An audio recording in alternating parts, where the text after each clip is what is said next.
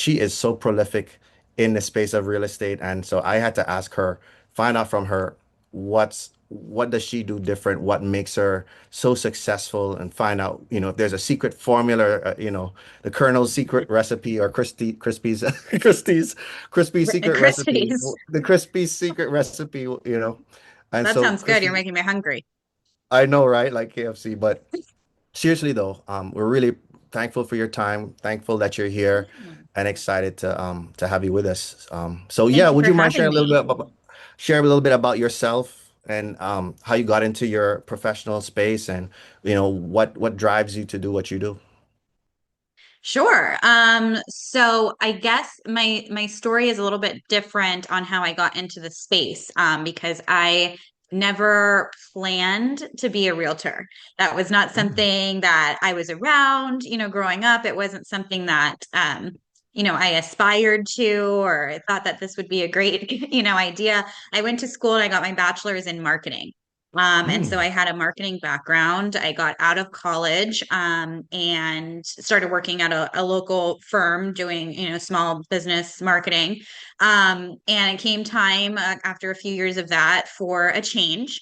I was working with a realtor at the time to buy our first home, mine and my husband's first home. Mm. And she seemed really well connected with the community. And so I just said, hey, I'm outgrowing kind of the role that I'm in now. If you know somebody that needs marketing help, give me a shout. Let me know if you could connect me with them. I'd be really Yes. appreciative. And she said, well, how about me? And I said, oh, Oh. okay. So I started out with property management, kind of helping her on the marketing side of that. And then I got licensed, and it's kind of like history after that. Got licensed, and then switched brokerages, and then kind of started doing it, kind of took off from there. And when I say took off, it was not right away by any means. Okay.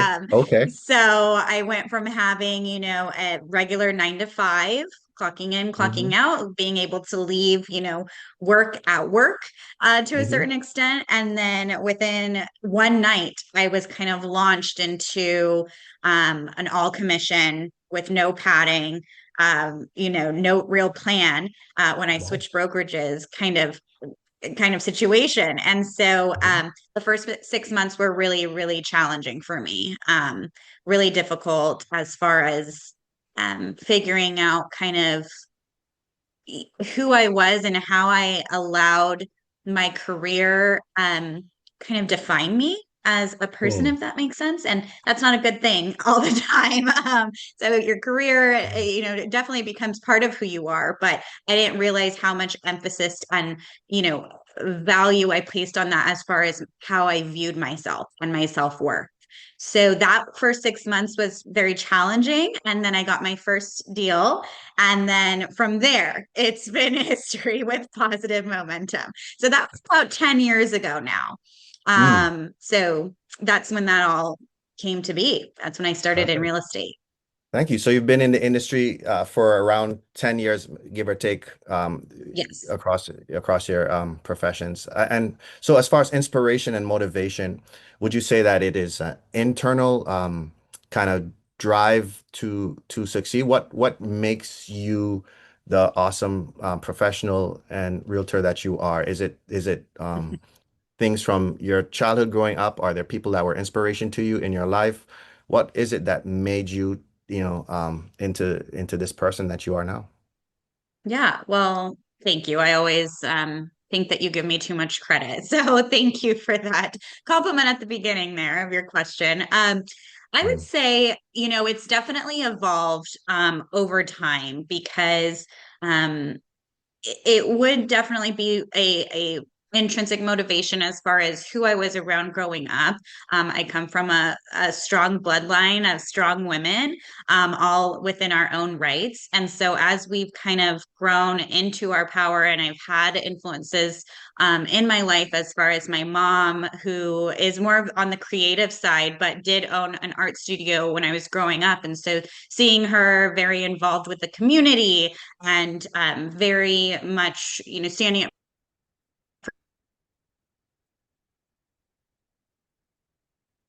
heard, right? I saw a lot of that. I saw a lot of that fight and that grind. Um, and then in my aunt, I kind of was seeing her, she's more of the business mindset. So I do take after my aunt, and like I'm not creative, unfortunately, like the rest of my family, but I Mm. do take after my aunt as far as the business mindset of things and really being motivated by that. But I think it's evolved because I've always been asked what's my why. And I've never really been able to define that until more recently, Mm. where before I was always hearing from people, oh, my why is my family, my why are my kids. And Hmm. I don't have kids. And so it was kind of like I felt a little bit lost when people would ask me, what drives you? What's your why? I'm like, I don't know, living comfortably. I don't know, and so I didn't really have a straight path and a straight purpose defined because I thought for a long time that, your purpose comes when you have children. And I'm seeing more and more now as I get older that that's not necessarily true for everybody. And don't get me wrong. I mean, children are a blessing, and you absolutely change and you do find a lot of purpose in becoming a parent. But I think that there's purpose without that now. And I'm starting to see that quite a bit. And so basically, just the motivation to help people is where I'm finding my purpose. I'm really just trusting God that He will lead me to the right people to be connected to. And that I will be self aware enough and be listening enough to know that it's a positive connection and just seeing where that goes, similar to how, you and I met, and I'm so thankful for the connection that came from that. So just trusting that you're at the right place at the right time for the right reason, and that reason might reveal itself later. So I'm motivated by my clients, by the people that I have not met yet, right? And the people that I have met and that I've built such beautiful relationships with long after the sale or the purchase is done. It's really, really cool to be motivated and to find purpose in helping people that you were just meant to connect with. Absolutely, it makes sense. And there's something there that you said that really kind of hit home for me is you talked about connections and relationships. And from what I gather, I know about you, you're a very empathetic person. How does empathy and compassion show up in your professional space, in your processes, in your systems, in how you interact with your clients? I mean, for me, it's kind of everything. Um, there is a there is, of course, the business aspect of things in real estate where you do have to come to the table with your client and be able to present, data and facts and market analysis and a plan, right? And a strategy to get them to their goals. But there's also like a very human side to it. And that's the part where I think I really thrive in. And again, not to toot my own horn, but that's just where I feel most comfortable and most differentiated from the rest is that I've always grown up as a very empathetic person. And I used to see that as more of a weakness because I was more sensitive or because, I would take on people's emotions a lot of the time. And it was heavy, right? People are gravitate towards me for the purpose of spilling their life story, right? And sometimes that can be a lot. But I've learned that, in a controlled environment and having some boundaries around it, it's really where I thrive. And, in real estate, it's not always an exciting, happy Mm, moment. mm. A lot of the time it is. And I love that for my clients, right? They're excited about getting their first home or moving to their next place. But sometimes it's not a great situation. Sometimes it's a divorce, right? Or that's not ending well. It's a death in the family that everyone is kind of processing, and they don't want to let go of the home that they were raised in, or where there's happy memories. And so a lot of the time, not a lot, but some of the time, it can be very emotional, and emotions run high. And so I think that having that human element and really approaching people on a human level and understanding where they're at emotionally and mentally and spiritually through this process is a whole nother level besides just the business side of things. Sounds great. It sounds like you take a very holistic approach to what you do. You bring a little bit of who you are, you listen for who your customer, your client is, and how you can help them not just do whatever they're doing, but I guess have a full experience, so to speak. It's definitely a full experience, right? I mean, it's not just a transaction. It is a Mm, full human experience with all of the emotions that you can think of that come mm. up during our time working together. And I do like to tell people, for the next 6 to 9 months, however long this takes, I'm your best friend, right? We're gonna be talking every day. We're gonna go through it. There will be laughs, there will be jokes, there will be tears. Sometimes you might get mad at the other party that's involved in the transaction. And it's about navigating all those emotions as at the same time as making sure that contractually you're aligned and protected. But it's really about managing emotions on a human level as well. That's impressive. Well, Christy, every week we're connected online, and every week I see a post or showing that you're doing and something that's been closed, something there's some another satisfied client. It's pretty much. It almost feels like every day I'm seeing you really just doing what you're doing ever so well, and so kind of getting into that inflection point, that turning point where your business. I don't know if it was from day one, but it sounds to me like maybe there was a certain point in time where things just you kind of clicked and everything started to move. Can you tell me a little bit more about that inflection point, that point of just things really kind of taking off for you? Yeah. So, I mean, first, I would like to say that, social media is social media. So it's a lot of highlight reels, right? But and while you see all of that, you don't also see the drama that went into it or the problems behind the scenes that were solved. Mm, I like to try to solve problems before it gets to my clients' knowledge, so things are just as smooth sailing as possible. But there's a lot that I always warn people that are going into real estate that I know it looks fun. I know it looks shiny and that I'm out there talking to people and seeing pretty houses, which is a part of it. But you can't always just go off of social media highlight reels. There's a lot that goes into it. And like I said, a lot of emotions behind the scenes that and problems that arise that need to be navigated. But I do appreciate you paying attention to my social media content. So, but as far as the inflection point, sure. So I would just go back to probably that first deal. That, for that 6 months when I had first transitioned into full-time real estate with no backup plan, there were definitely moments where I was, fetal position, crying and not even joking. mm, Where I was like, what did I just do? Am I going to make it? And realizing that I needed to work on how I saw myself and knowing that I was worthy without a paycheck attached to it. Right. And so that was like the first breakdown before the momentum started to build, right? And so coming from that point, a dear friend of mine who actually we ended up working together to this day at the same brokerage in a different capacity, a different role that she took on. She's no longer a realtor, but she saw kind of, how I was feeling and feeling really defeated. And she was trying to take a step back from real estate. And she just said, hey, there's a client out here in Palmdale, California, and I don't want to go out there. So why don't you go show him this house? Why don't you take it? And I was like, okay. And I went out there, I met the guy, we hit it off. He was retiring and saw the home and we had a plan for his purchase. And I closed my first deal.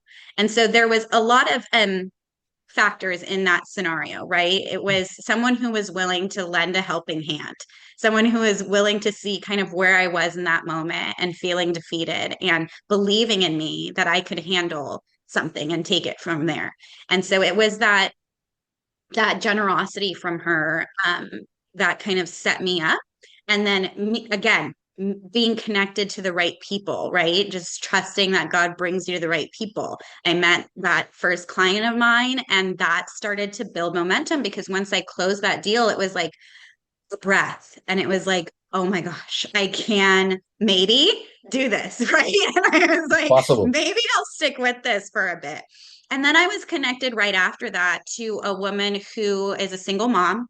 And watching her buy her first home for her kids, right? And having rebuilding her family after it fell apart was so powerful to me. And she handled it, right? And she was so thankful for me to just be sitting with her and guiding her through the process that that also sparked the momentum for me. And that's when I saw, okay, there might be a bigger purpose in this outside of selling homes and putting the for sale sign in, like watching the kids like run through the home with a single mom and be just so happy was like I get choked up now thinking about it. And we still are, friends to this day. And it was really powerful for me to find that kind of why when I was struggling to find a why, right? Mhm. So it sounds as though there's a mixture of an inner sense of meaning and purpose in what you're doing in terms of helping those around you, as well as the impact of how you're serving people in the community around you, and making, helping them accomplish something that is meaningful and significant in their own lives personally.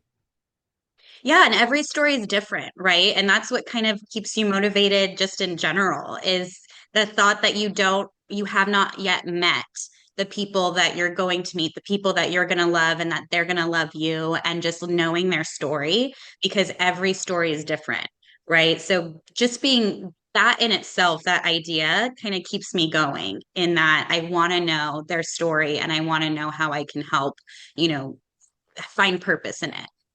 Absolutely makes total sense. And now I understand a little bit more about what makes you you and why you're so special. One of the things that when we talk about like the formula for success or the principles of success, it sounds to me, apart from just kind of like the intangibles, it sounds to me as though there's also like certain systems and things. Talk about like discipline and consistency and strategy. How do those play a role in your continued success? Yeah, so thank you. I mean, I think that strategy comes in very many different forms when it comes to how I operate my business. There's a strategy for me, right, with discipline and needing to be involved in it. It's not a hobby, right? A lot of people also look at real estate as kind of something you can do on the side.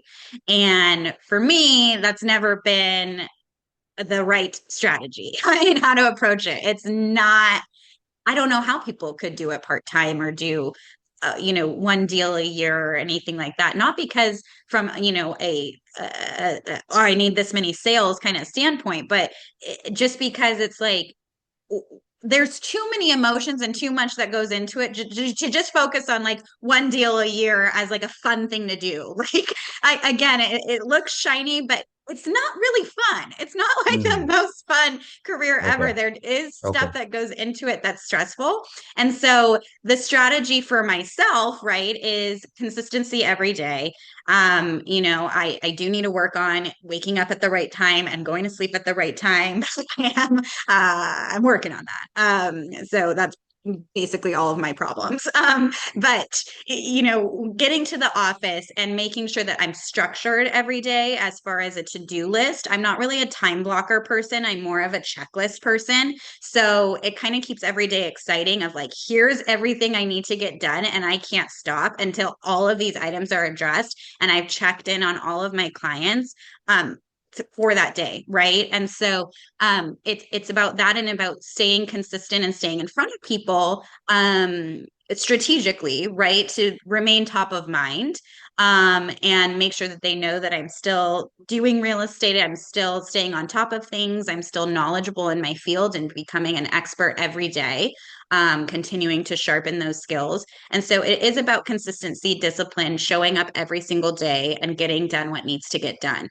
Um, but as far as how I approach, clients, there's a certain strategy for sellers, A to Z of what to expect, and there's a certain strategy for buyers, A to Z what to expect and how best to approach the home buying situation, right? And so it does take an hour for each meeting, whether you're a buyer or a seller. And I have an entire consultation presentation that I go over, which is a must do, because I find that it really helps people to go into the process and then be exceed expectations, right? It takes away a lot of the stress, a lot of the unknowns in such a big move, whether you are selling your home or you are investing in your future and buying your home. So there's different approaches and different strategies for both of those two types of clients.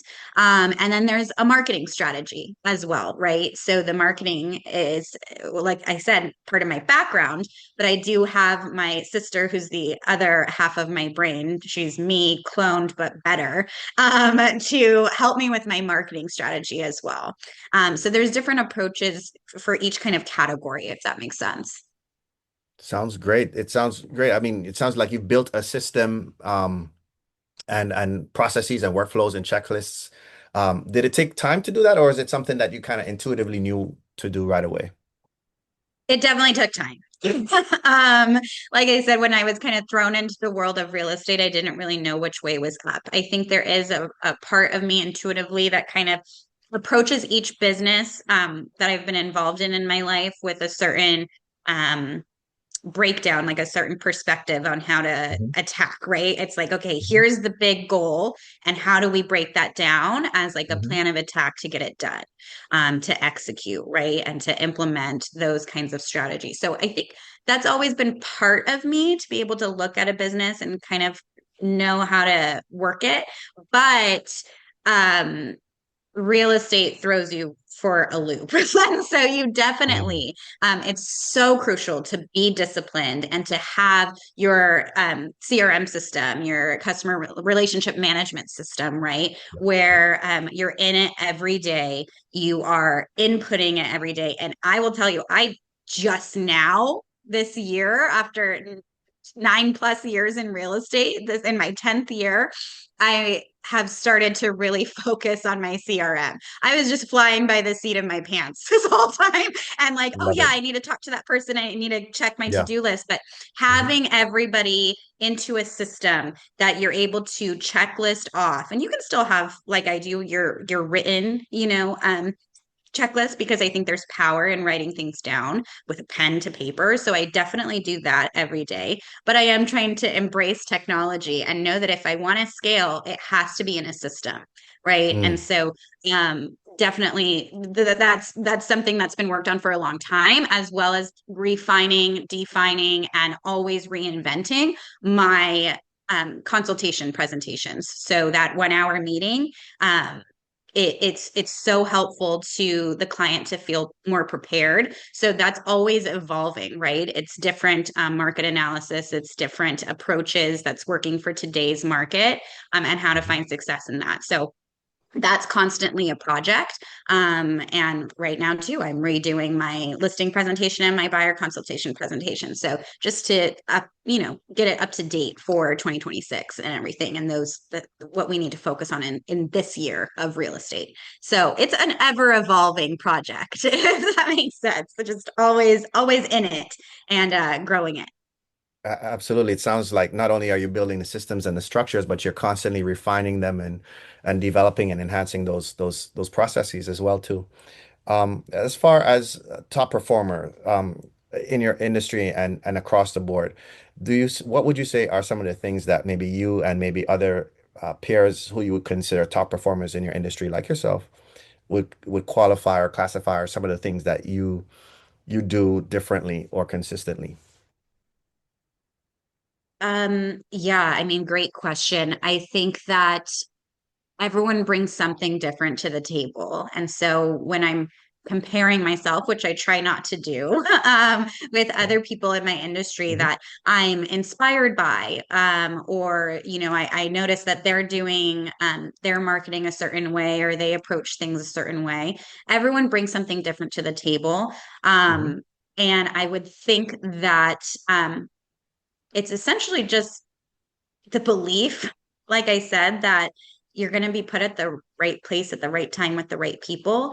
And I feel that strongly that what you think and how you manifest those things to come into your life is half the battle, right? Mm, And so really believing that in your purpose, believing God's calling on your life, and then trusting it and implementing it is something different that I bring because some people, not to speak poorly on anyone, but some people are very, very business, right? And that works for them, right? And they do their thing and they have their goals and they want to do 100 deals a year, and that's amazing, and they make it happen, right? But that's not something that I want for myself. So I think for me, I've defined kind of what my goals are for myself and how I can kind of keep that balance.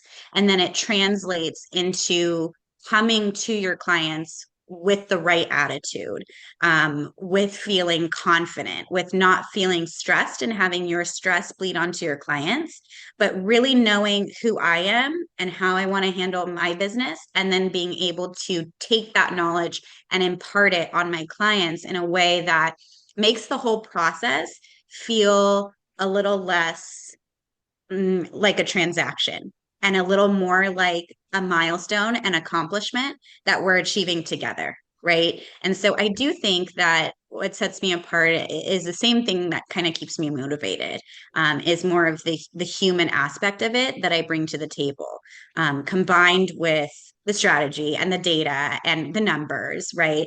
But really bringing that human aspect to it is, I think, what sets me apart. I, I, I absolutely follow what you're saying. It makes total sense. And yeah, you talked about relationships and a customer-centered focus.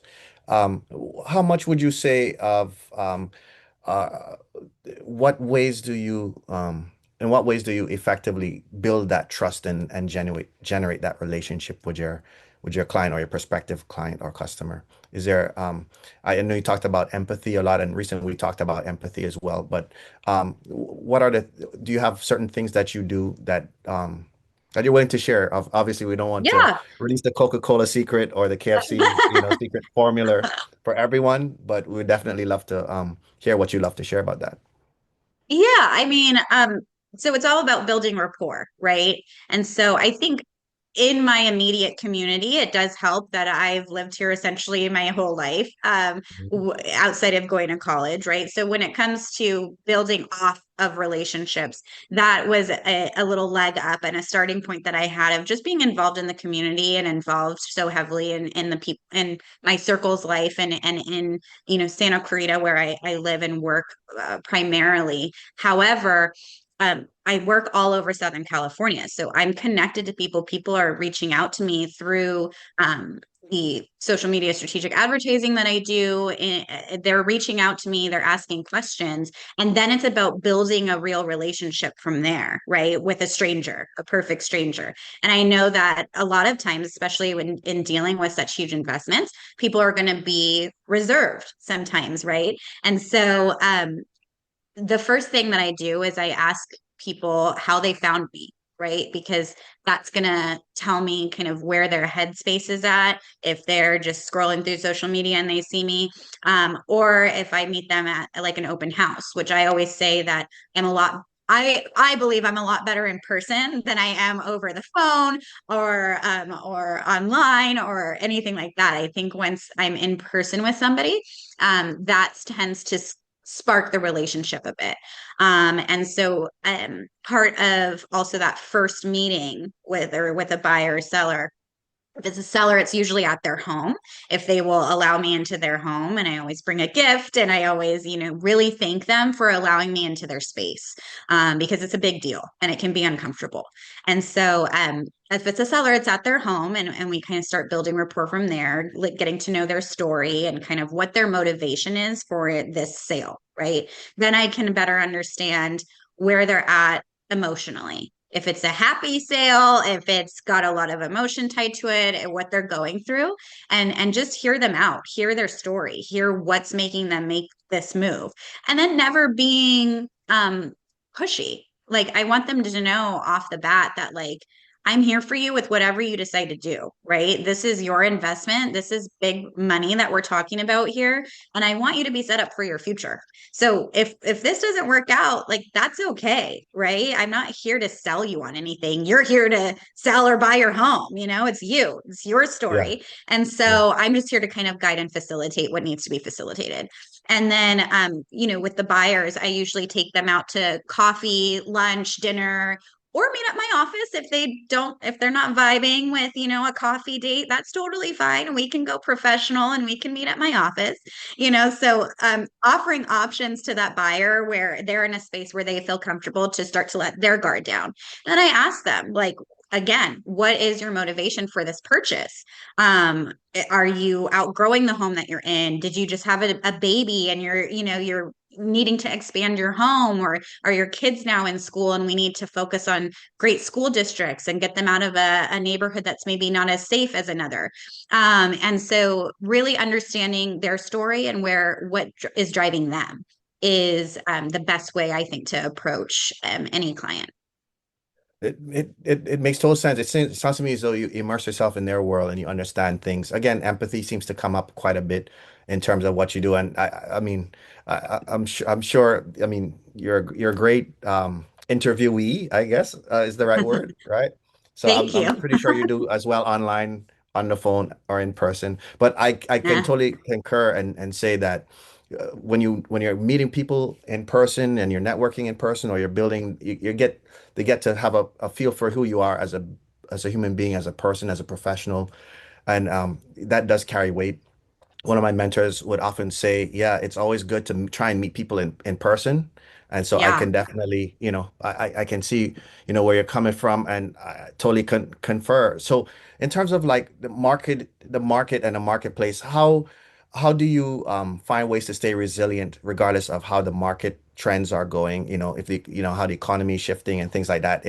Do you, obviously there's things that are our control, out of your control. But what do you do Mhm. to kind of to help yourself through those kind of Yeah. situations? Well, the first and foremost thing is to remember, at least when it comes to real estate, is that there's always going to be a need for people to buy or sell real estate. People will always need to move, whether it's, they're moving out of state because they're done with the state, or they're moving, they're downsizing because they're retiring. Um, Hmm. excuse me.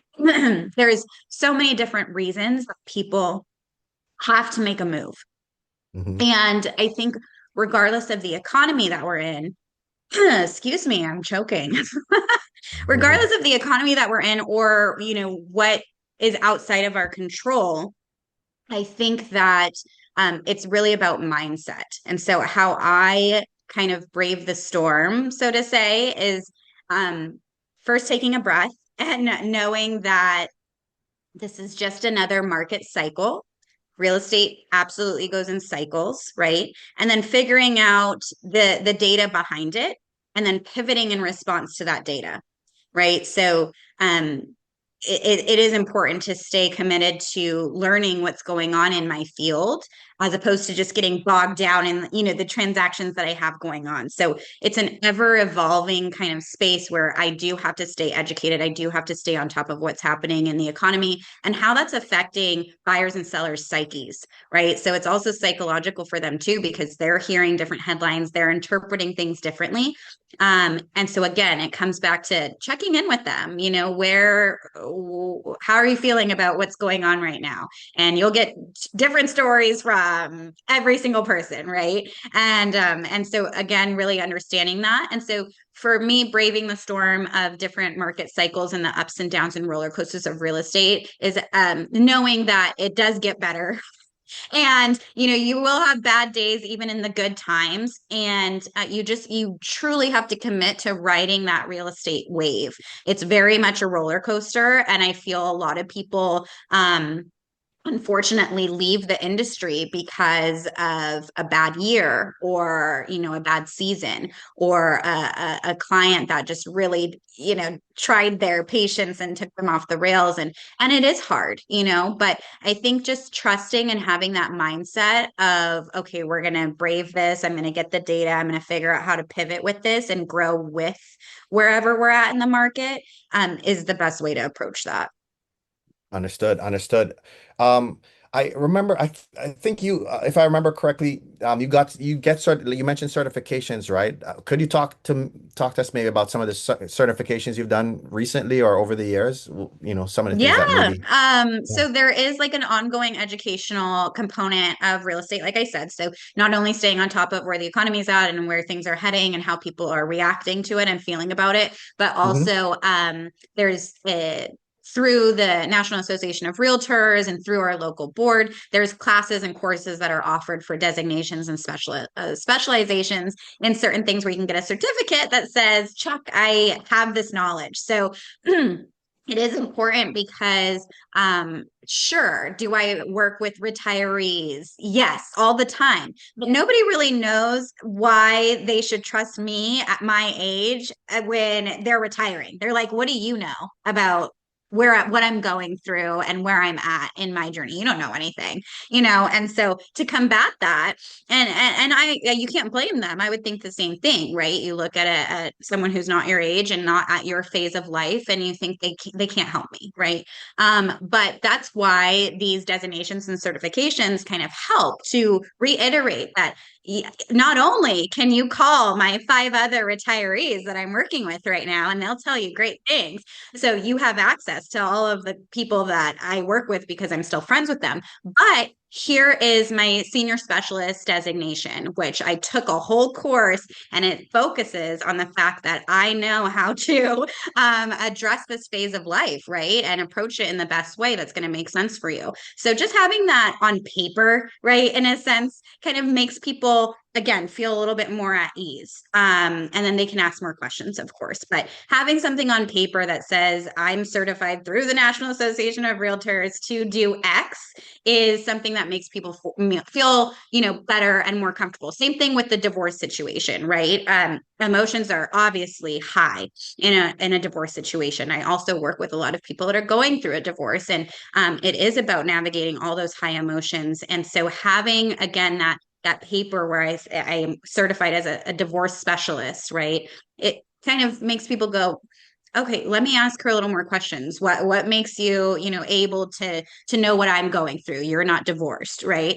You haven't been where I've been. And so you're totally right, but let me tell you why. Let me show you that I've worked, with a track record of people who would be more than happy to get on a quick call with you and tell you about your experience. But also, here's my designation that I actually took this course and got the education behind it to really back up what I'm saying.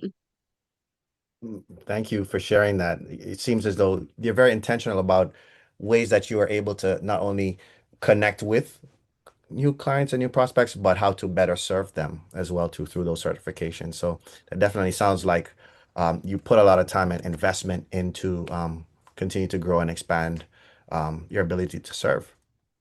I think anyone What? has to, right? In any Yeah. industry. If you want to Mhm. be an expert or claim to be, the option to go with in your industry, I think you have to always be growing and evolving and educating yourself, to pass that knowledge on. So Absolutely. Thank you. One of the questions I'm going to ask comes in from our audience. Nazif asks, what AI tools do you use to help you in your operations? So, what are your thoughts about AI? Do you have any feelings about AI? Is AI something you're embracing, with open arms, or tell us a little bit about your opinion of AI and are you using it? And if so, how? I have personal feelings about AI, yes. And Okay. I wouldn't say I'm embracing it with open arms, but I Okay. am kicking and screaming, embracing it because we have to, right? And Okay. that is where Hmm. things are going. And so Hmm. there is a way to be able Hmm. to utilize AI in a way Hmm. that doesn't again replace the human aspect of it, but you Hmm. just use it simply as a tool to be even better. So I'll give you an example. Hmm.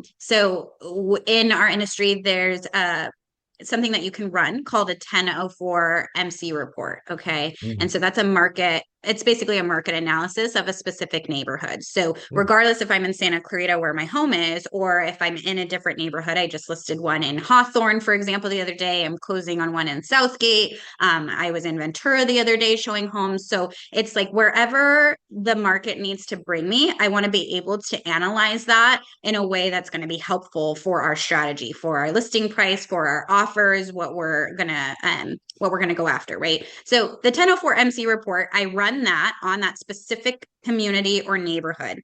It enables me to take a look at the comparable properties that are happening, what the market stats are, what the average days on market is in that specific community, how many homes are selling, how many months of supply exists in that community. And then I can take that data and I can run it through AI, right? And I have not yet embraced all the different ones, the Groks and the Claudes that I just heard of and everything like that. So that's on my to-do list to embrace and learn and all of those cool things, right? Um, but thank God for my sister Stacy, like I said, who just knows how to do stuff like that. She just tells me you should do this instead. Okay, great. I don't, whatever you tell me to do. But I take that data, I run it through AI, and then AI kind of plays back and forth with me on the market stats. So they say, oh, did you consider AI? It says, did you consider this statistic and how it's going to affect your listing over here? This is how your home presents in comparison to what's going on average in this community. And so it gives me a starting point and talking points for either that buyer or seller presentation or the open house. So if I have a listing and I'm going to open house, I'll always run stats through AI. And then I'm like, okay, what questions are people going to be asking based on these statistics that I can be prepared with that knowledge at the open house? So when they're in front of me in person at the open house, and every single time they ask that question that AI told me they were going to ask, right? Then I say, oh, I'm prepared for this. By the way, here's the statistic. Here's what, and you really position yourself as the expert. Not, you do know that data, but AI is able to place it in a way that's worded correctly so that you know what to be prepared for. Mm. So I utilize it in that sense mostly. I still do my own, real estate descriptions on the listing, and I love that. But I am starting to try to embrace more of the AI tools that can help with on the marketing side of things.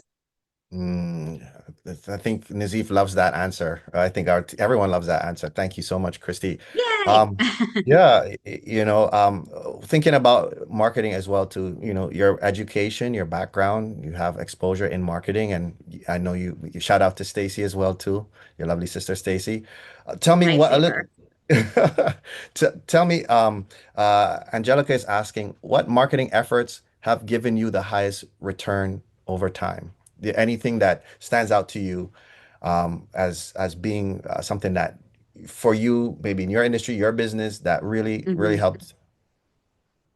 Yeah, I mean, great question. There is so many different tools that are available to us, especially in the real estate community, and it might apply to other industries as well, where, you can do the mailers, you can do, print advertising, you can do door knocking and handing things out. And that's all good and well, and we should be doing those kinds of things, right? But for me, I do think that I get the most return on face-to-face events.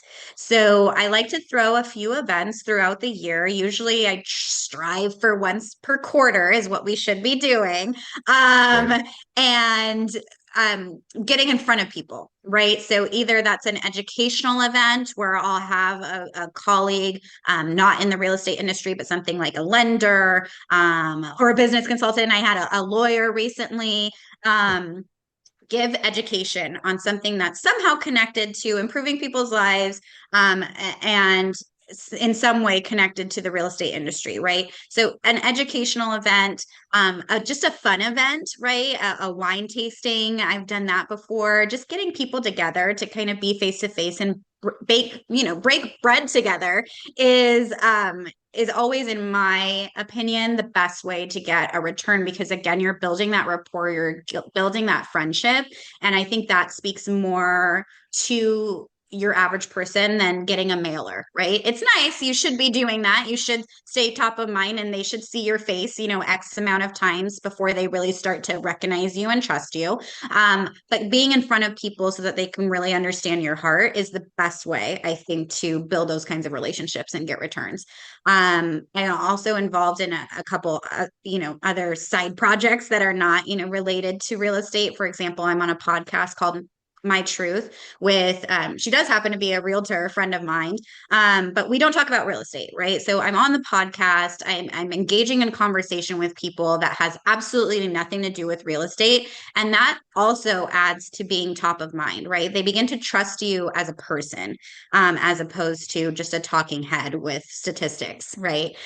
So always in person if you can get in front of people, and then understanding that it's your main thing doesn't always have to be the main thing. Yes, my main thing is real estate, but I'm also engaging with people on a daily basis outside of that realm. And then inevitably, when they see the posts and they see the mailers, then they think, oh, yeah, let me call her because now I'm in a position where I need to buy or sell real estate. Right. So it's always about getting in front of people, I think is going to be your main thing. You make it sound so easy, Christy. We need some of that secret sauce that you're cooking up over there. In terms of like routines and practices, daily routines and maybe some weekly practices, are there anything that you would say helps you to find balance and center and also maximize your productivity at the same time? Any things, rituals, practices that you like to share? So I'm trying to get a better at that. As you know, I've Mm, always struggled with, migraines and health issues. And I mm, think a lot of that, like I think I said a little bit earlier, probably half of my problems or more come from lack of sleep, stress, awesome. right? And taking on all of those emotions and riding that roller coaster just a bit too hard, right? So Mhm. you want to be able to take time for yourself and be intentional about carving out that time. And so for Mhm. me, I wish I had, and I'm working on having a set schedule. And, from this time to this time, I'm not available. It would be Yeah. ideal if it was every Mhm. day so I could work out or get to the gym and just have like to go on a walk, right? Decompress. That would be amazing. And that's a goal of mine to do. Mm, My mm, schedule does not look like that right now. So, mhm. how I kind of um, keep my sanity is I do turn my phone off at a certain time every night, not off, but on silent, right? So there's a Mhm. schedule on my phone that at about 9:30 p.m., my phone will not give me notifications. And I don't look at it again until about 8 a.m. the next day on the early side. Usually about 8:30, but 8 a.m. the next day is when my phone is scheduled to turn back on. So I'll start getting notifications.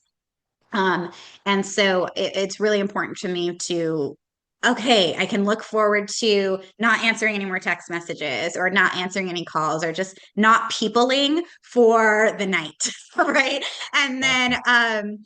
I am working on getting more sleep. That's going to be definitely important because you can't approach your next day if you're not well rested, right? Your mind is foggy. You can't focus as well as you could if you were energized properly, slept well, nutrition wise, right? So I'm working on that as well.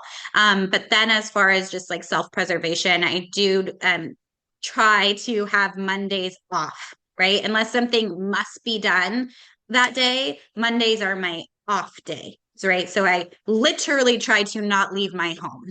I call it being in my cave to my husband. And I'm Love it. like, I didn't leave the cave today. Like I cannot people anymore. So Love it. Mondays, I try not to brave outside my front door.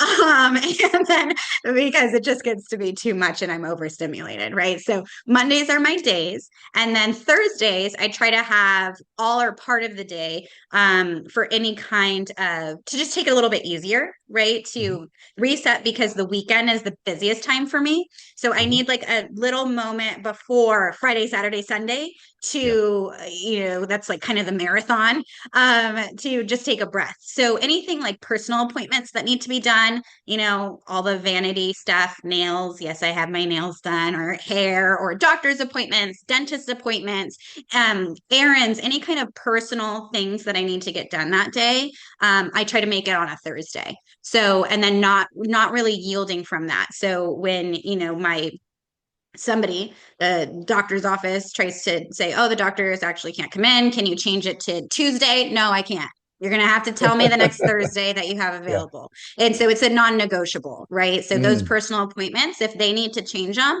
that's fine, but you're going to have to tell me the next Thursday that you have, because I'm not coming to the doctor unless love it. I love unless it. it's a Love it. Love Thursday. it. I love it. I love it. You're negotiating with the doctor's office. I love it. That's something I'm gonna take up for myself, I think, Everything's a to negotiation, right? right? Well, you are negotiating Mhm. in your profession as well too. Well, here's a curveball question for you.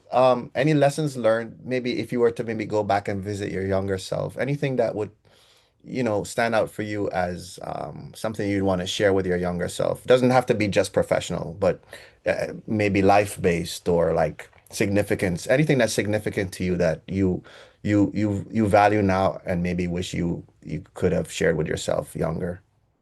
Yeah, I love that. I think there's a way to answer that in the professional realm, like my younger real estate self and then my personal self. So I'll say for my younger real estate self, like that time that I was, in fetal position crying and feeling like I, wasn't going to be able to do this, make this career happen, I would go back and I would really tell that person that it would be nice to have a bit of a cushion when you jump in to, a full commission position, when you're used to having that steady paycheck of 9 to 5, right?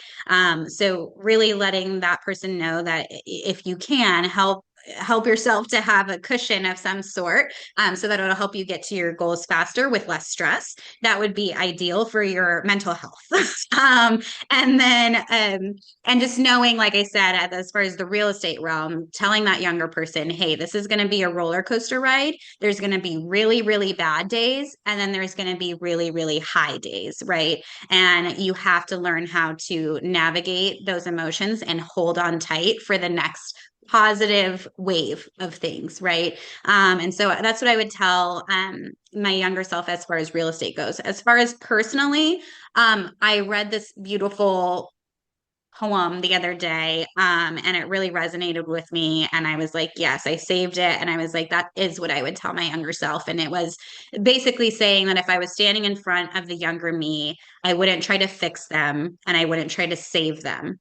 I would just tell them that one day you make it. That one day, everything that you're praying for now, it does actually come to fruition if you're looking for it, right? If you're looking for the beauty in things, just letting my younger self know that, all of these things that you're hoping for, that you envision for your life, they will come to pass, maybe not in the exact way that you're envisioning it, but one day you'll look around and you'll be able to say, I made it, just because you have a roof over your head, because Hmm. you get to, enjoy the love of your friends and have these amazing conversations and connections Hmm. and laughs, Hmm. right? Hmm. And being able to just, afford my Hmm. the makeup that I want, or the cup of coffee from Starbucks Yes. that's $10. Like, I wasn't able to do those things when I was younger, and I Yes. wanted those things, right? And so Mm. not necessarily being driven by money, but being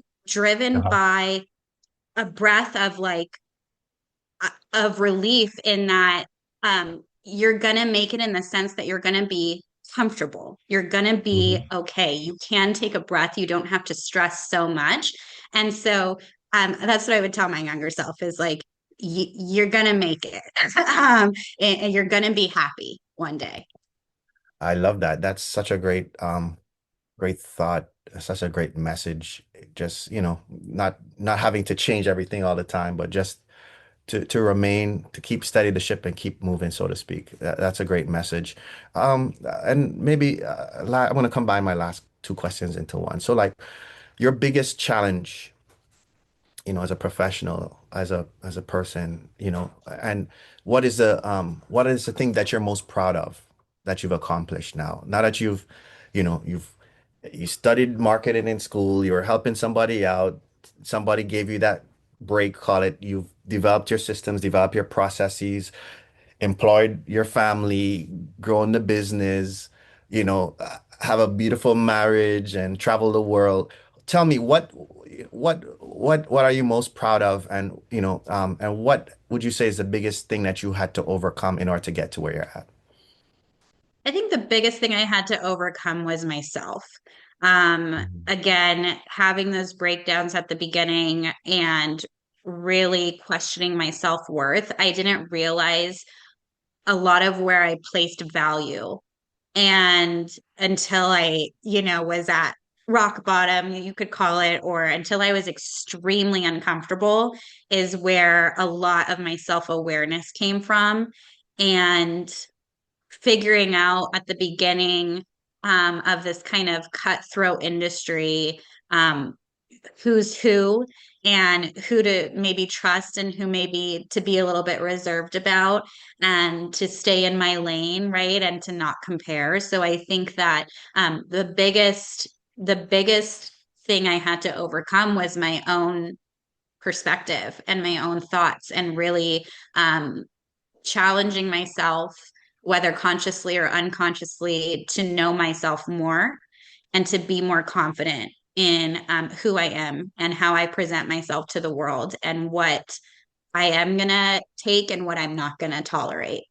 And I think that's probably been the biggest thing I had to overcome was just my own thoughts, my own self-defeating thoughts, and also setting those kinds of boundaries with people in my industry and across the board, right? So I think when you get to know yourself more, you present differently to the world.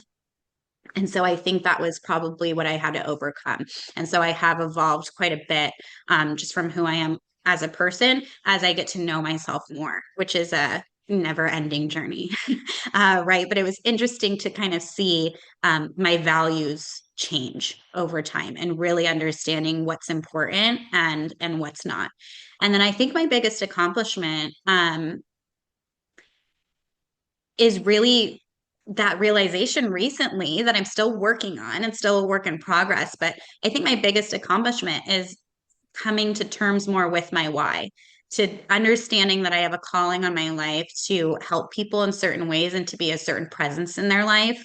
And that's been reflected back to me more and more lately. And that really, really warms my heart. And it just makes me know that I'm on the right path, even if I don't fully understand it yet, that I'm finding my purpose through other people that I'm connected with in this industry. And it's not always a straight path, and it does definitely come with some realizations of who, I cannot be connected to. But I think that's been the biggest thing for me lately. That's my biggest accomplishment is hearing things reflected back to me that confirm that I'm on the right path, that I'm making something of a difference within people's lives, right? I'm now working with a young woman who is in the foster care system and being connected to another young person, right? Kind of resonated with me when you said, "What would you tell your younger self?" And I kind of thought of her, right? And that is all I've ever wanted was to be in a position that allowed me to help someone else in a real way. And so that's what I mean when I say, um, that the motivation and the drive was to be comfortable, right? I'm not necessarily talking about monetarily, but money is a tool. And so if your business is thriving, you're able to use your business to really make a profound impact on someone else's life. Right. And so whether that is, my family or my nieces and nephews, making sure that the young woman that I am connected with in the foster system are comfortable, are able to know that we're going to be okay, that we can handle this, whatever life throws at us, we can get through it. That's really all that I want. Is to be in that position to be able to help the people that are close to me. That's so wonderful. And it speaks to your heart, Christy, and the person that I know you to be, such a kind, generous, giving, sincere individual who I'm pleased and privileged to know and to be a friend of. And Yeah, we're coming close to time, but I guess there was one LinkedIn question. If maybe we can just squeeze another minute to get that. Sure. The person asks, how do you stay consistent when motivation isn't present? Yeah. So, and that's a struggle. I think that's a struggle for everyone, but it's really not about motivation. It's about discipline, right? Because your motivation, like I said, especially in this industry, but in life in general, right? Like you're on a roller coaster. It's not always going to be fun. And don't fool yourself from the highlight reels of social media, right? Like, don't fool yourself. Not everyone's motivated. No one has it together. Everyone's a mess and everyone's figuring out their own stuff, right? And so you have to remember that, like, none of it matters of what you're seeing. None of it matters. It's really about what's behind the scenes. And so I think that it's discipline. It's not motivation, because motivation will come and go, and your motivations will change over time, right? As you evolve as a person, as you get to know yourself more, as you realize what values you have and maybe what values you don't want to have any longer. And so as you change, your motivations are going to change. And so it's about discipline. It's about showing up every single day, like I said, getting that checklist done, knowing what needs to be handled, and having that discipline to just show up, right? Build in the times where you don't have to show up, right? Like I do on Yeah, Mondays, right? You don't have to show up on Mondays, right? You get that. But every day have that discipline to be working towards the life that you want to have. perfect. Well, with that, Christy, we are so grateful.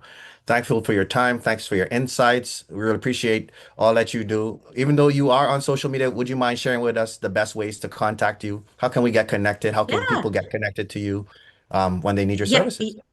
Yeah, definitely. So, I do have an e-business card that I'd be happy to share if you have a way to get in touch with everyone after the call. My phone number should be on my LinkedIn. It's on all of Hmm. social media. And so, Hmm. you can always send me a text, call, or email at 661-904-3635. And my email is keysonlock@gmail.com. On Facebook, you can find me there, same name as listed out right here, Christie Locke/Romero on Facebook, and on Instagram at Keys on Lock, my website down there. So at Keys on Lock on Instagram or social media, and you can find me any of those ways.